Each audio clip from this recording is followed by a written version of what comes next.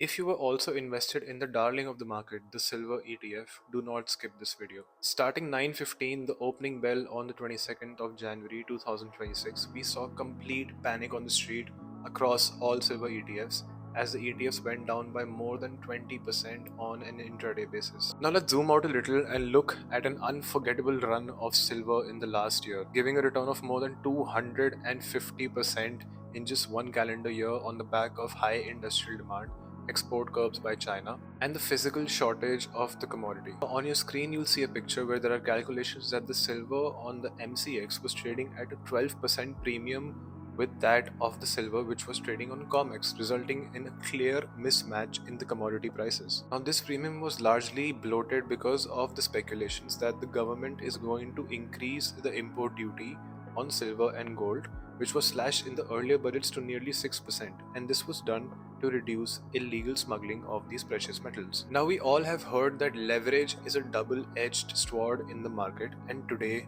we all were witness to that very quote. As many leading institutional brokers have reported that silver ETF and the gold ETF are amongst the top instruments which are traded on leverage, which are traded on margin trading facility. And we all have witnessed the deep exuberance with which silver and gold ETF were being traded at.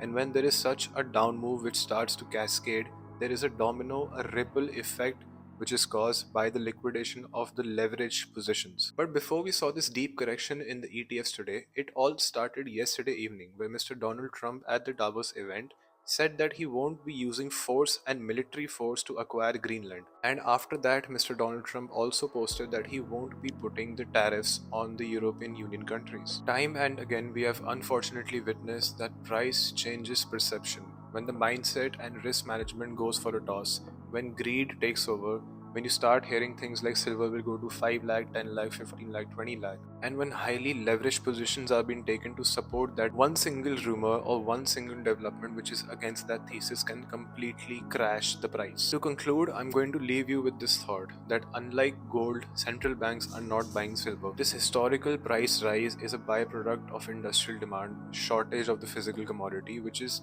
very tough to track. The only way to peacefully mint money in silver is to keep your risk management in check.